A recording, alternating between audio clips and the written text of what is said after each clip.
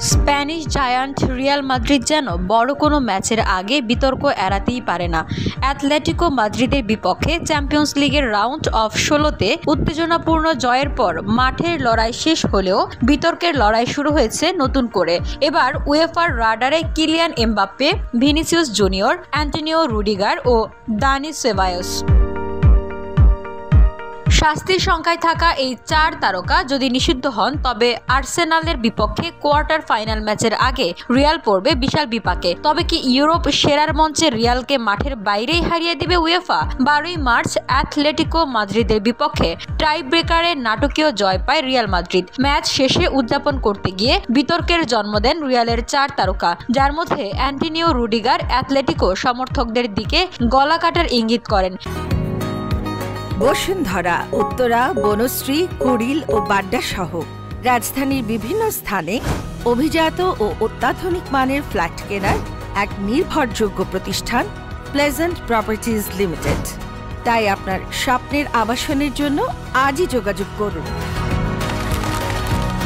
Pleasant properties limited, where destiny matches eventually. Kylian Mbappe জয় উদযাপনের সময় অশোভন অঙ্গভঙ্গি করেন। ভিনিসিয়াস জুনিয়র ও দানি সেবায়োস উয়েফার তদন্তের আওতায় থাকলেও তাদের অপরাধ কি তা এখনো স্পষ্ট নয়। এক বিবৃতিতে উয়েফা জানায়, 12ই মার্চ অ্যাটলেটিকো মাদ্রিদ বনাম রিয়াল মাদ্রিদের ম্যাচে অশোভন আচরণের অভিযোগে রিয়ালের 4 খেলোয়াড়ের বিরুদ্ধে তদন্ত শুরু হয়েছে। তদন্ত শেষ হলে রিয়ালের 4 ফুটবলারের ভাগ্যে নেমে আসতে পারে জরিমানা, সতর্কবার্তা অথবা নিষেধাজ্ঞা, যা সবচেয়ে বড় বিপদ হবে রিয়ালের জন্য।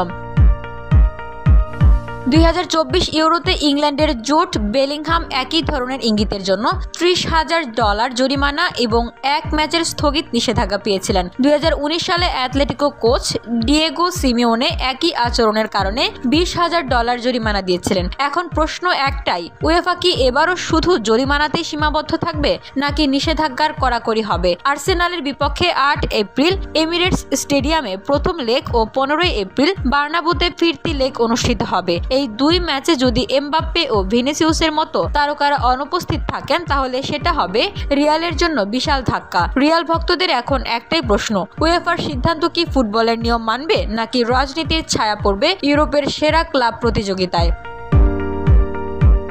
VOD Bangla news desk.